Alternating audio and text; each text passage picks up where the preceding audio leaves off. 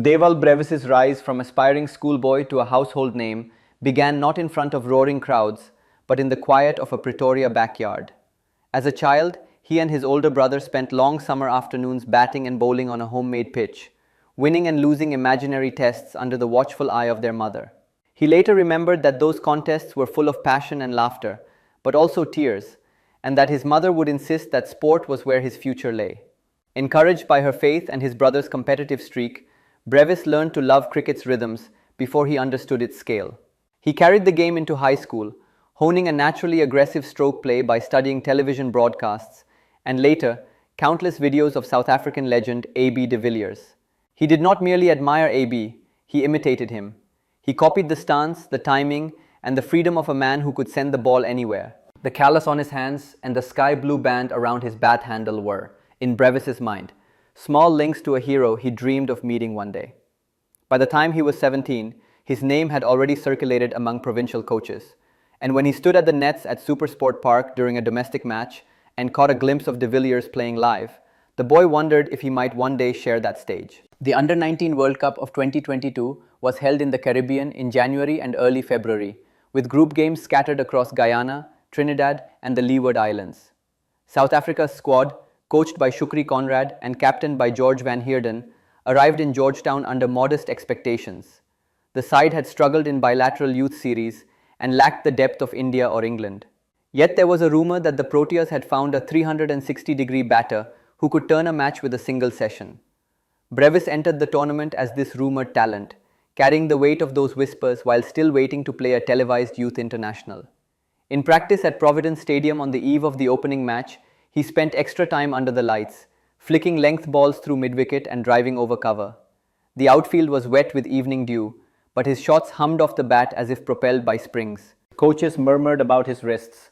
Teammates nudged each other as he experimented with reverse sweeps and ramps, testaments to the YouTube sessions he spent watching de Villiers. Conrad, watching from behind the net, turned to an assistant and referred to him as AB de Villiers 2.0, noting that Brevis was already on everyone's lips. The label stuck. The next afternoon, as Brevis walked out to bat against India, with South Africa chasing 233, a friend in the stands held up a handwritten sign that read, "Baby AB." For a teenager who had grown up idolizing his hero, the comparison felt like validation. South Africa's first match came on 15 January 2022 at Providence. India, coached by VVS Lakshman and led by Yash Dul, had posted 232 after being troubled by off-spin and pace. Brevis, padded up at number 3, strolled out into humid afternoon air when South Africa lost 2 wickets inside 5 overs. India's bowlers found early swing, and the scoreboard read 11 for 2. The stands were dotted with local fans who had spent their morning on sugarcane farms only to queue for the chance to watch the world's best teenagers. Brevis's first ball, a length delivery from Ravi Kumar, seemed away. He leaned forward and pressed it to point. His next scoring shot was a back foot punch off Rajvardhan Hangargekar that sped across the practice strips into the picket fence. He progressed quietly to double figures, then unfurled the shot that would echo around the island. A check drive over mid-wicket that cleared the rope without apparent effort.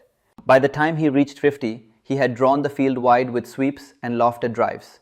He brought up 65 before he misread a slower ball and was stumped.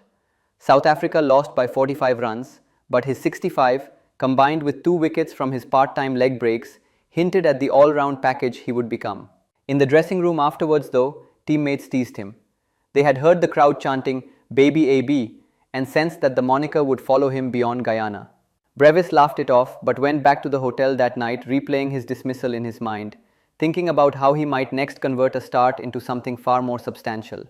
3 days later, at Queen's Park Oval in Port of Spain, South Africa faced Uganda in a group game that was expected to be straightforward. The morning had been interrupted by rain showers, and players had warmed up under dark clouds while the ground staff dried the pitch.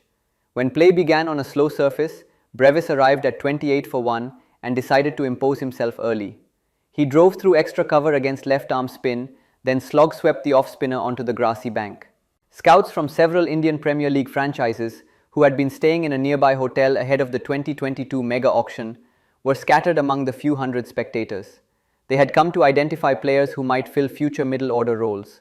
Within half an hour of Brevis's arrival, the rumble from the stands suggested he had moved to the top of their lists.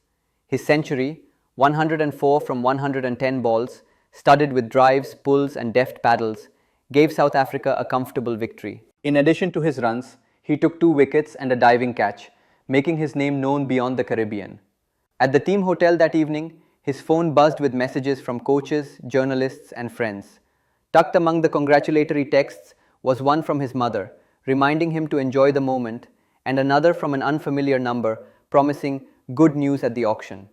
He ignored the latter, focusing instead on the dinner conversation with his roommates about the quality of the curry goat they were eating. Still, as he lay awake listening to the hum of the air conditioner, Brevis thought of AB de Villiers and of the sign that had labelled him Baby AB. He was proud of the association but also wondered if his own name would ever be enough.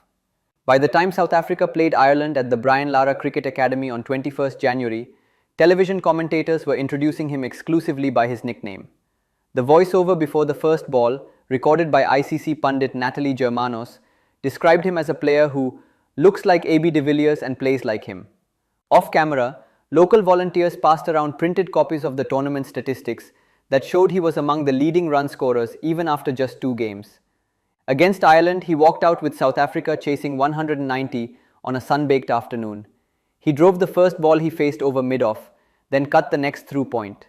He reached his 50 with a square cut against the seamer Ruben Wilson, one of the few balls of width offered all day. For much of his innings, he seemed to be racing not against the Irish bowlers, but against the weight of expectation. Approaching his second consecutive 100, he misjudged a lofted drive and was caught at deep mid-wicket for 96. He knew the mistake instantly. As he walked back, he stared at the ground, twirling his bat and replaying the shot. In the dressing room, he sat quietly next to Van Heerden, who told him not to worry about milestones. Yet the near miss gnawed at him that evening. On his bed, he scrolled through social media posts referring to him as Baby AB, noticing how even his own name had been shortened further to initials. He turned off his phone and wrote in his notebook, "Be myself, not someone else." It was a phrase he would return to frequently over the next year. The group stage concluded with a match against England at the Sir Vivian Richards Stadium in North Sound on 26 January. The ground, named after a man known for his swagger and dominance, seemed an appropriate setting for Brevis to test the outer limits of his talent. South Africa batted first on a pitch offering true pace and bounce. Against a disciplined England attack, he scored freely, threading drives through cover and pulling anything short. He looked set for a second 100, but was bowled on 97 when he attempted to cut a ball that was too close to him. From the dugout, he watched England knock off the runs and secure victory. For the first time in the tournament, he felt the physical sensation of fatigue. He had spent the previous week fronting media engagements, fielding questions about de Villiers and the Indian Premier League, and talking to agents he had never heard of. At one point during a warm-up, he overheard a former South African international telling a sponsor that Brevis was being lined up by multiple IPL franchises for sums he wouldn't believe. The idea that his performances could change his family's financial circumstances was both exciting and alarming. He spoke to Conrad about it. The coach, who had once labelled him AB 2.0, advised him to let those conversations wait until the tournament ended. That night, Brevis called his parents from the team hotel. His mother reminded him to trust his faith. His father advised him to focus on the present. The next morning, he wrote the words, "Stay humble," on the inside of his batting glove. If the early matches had established Brevis's fame, the quarter-final match against Sri Lanka on 28 January at the Coolidge Cricket Ground proved that talent alone could not always dictate outcomes. South Africa's batting collapsed under disciplined spin. Brevis, trying to force the pace on a surface offering grip, advanced down the pitch to off-spinner Dunnith Wellalage and was caught at mid-wicket for 6. As he sat on the grass watching Sri Lanka celebrate, he felt the anxiety that had been simmering beneath the surface. Comments about Baby AB replayed in his head. Journalists were ready to write about his first failure, and he worried about what it might mean for the team's campaign and for his own prospects. That evening, he spoke privately to AB de Villiers on the phone, a conversation arranged through a mutual friend. AB told him to enjoy the journey, to embrace the comparisons but not to let them define him. He urged him to play every shot he enjoyed, to trust his instincts, to remember that the sign on the boundary had been held by a friend in celebration, not as a burden. Those words helped to steady the teenager's mind. Brevis returned to his room, prayed with his roommate, and fell asleep early. South Africa's campaign continued in the plate playoffs, where they were consigned to fight for 7th place rather than the trophy. Against Bangladesh at the Coolidge Ground on 3rd February, he produced what many consider his finest innings of the tournament. Chasing 294 on a humid morning, South Africa lost 2 early wickets. Brevis walked in, surveyed a field bristling with close catches and an offside ring, and chose to counter-attack. He drove his third ball past cover, then leaned back and flicked a short ball into the trees behind square leg. The crack of bat on ball echoed across the ground. By lunch, he had moved to a century. His teammates joked about the scoreboard reading SA 154/3, Brevis 100. He eventually made 138 from 130 deliveries, a knock that included lofted drives that zipped past the sight screen and late cuts threaded through third man. When he reached his century, he briefly raised his bat to the sparse crowd, then lowered it and looked at the team balcony where his coach clapped without making a fuss. In the dressing room after the match, Conrad told him quietly that he had broken the tournament run record. Brevis was unaware. He had batted for the win. That victory not only ensured South Africa finished 7th, but also eased the sting of earlier losses. Over 6 games, Brevis compiled 506 runs at an average of 84.33. He had also taken 7 wickets with his leg breaks. His strike rate and audacity set him apart. By the end of the tournament, Natalie Germanos and Alan Wilkins were referring to him as an absolute star and a formidable force for South African cricket, while Conrad reiterated that he was AB 2.0, though he added a gentle caveat about not putting too much pressure on the youngster. That pressure came not only from commentators, but from the professional marketplace.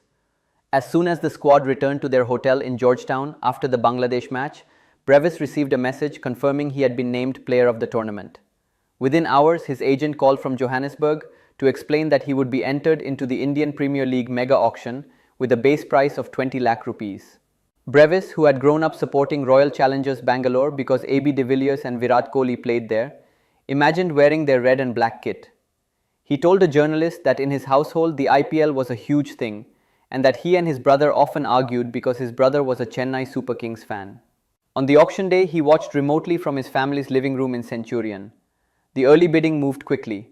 Mumbai Indians, the most successful franchise in IPL history, outbid their rivals to secure him for ₹3 crores. The figure turned the 18-year-old into an instant millionaire, and commentators described it as a reward for his 506-run World Cup and his record 18 sixes. Brevis felt a surge of gratitude and fear. After the auction, he called his parents. They laughed and cried, their voices crackling on the line. To his surprise, AB de Villiers also sent him a message of congratulations. For a moment, he allowed himself to dream about meeting Virat Kohli in the IPL. The day after the auction, however, he returned to training with his provincial side. Conrad reminded him that the money and the nickname would not score runs for him. Stay grounded, the coach said, echoing his mother's earlier advice. The rest of the world soon learned what the scouts had seen in the Caribbean.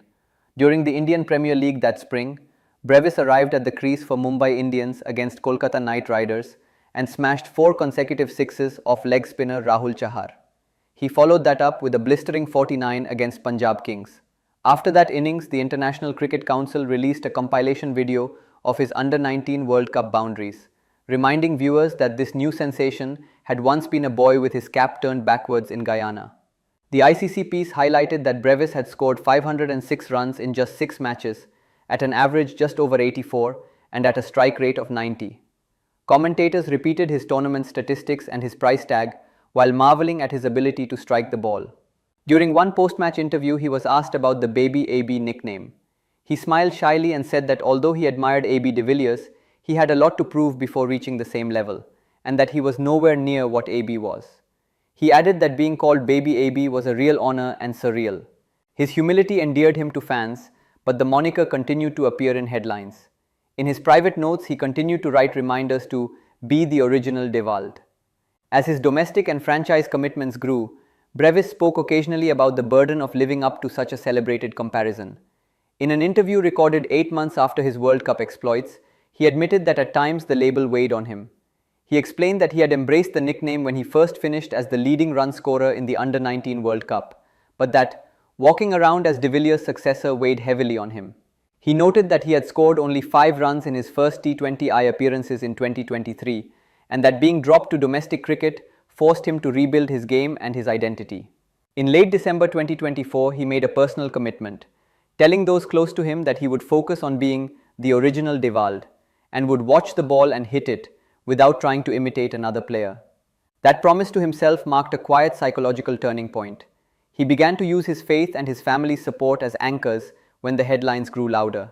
He kept in touch with de Villiers but gradually stopped asking for technical advice, choosing instead to talk about life and routine. Publicly, however, he downplayed the pressure. In September 2025, during a conversation on AB de Villiers' YouTube channel, he recalled the sign reading "Baby AB" that his friend had held at the Under-19 World Cup. He told the story with a grin and insisted that the comparison had never been a burden.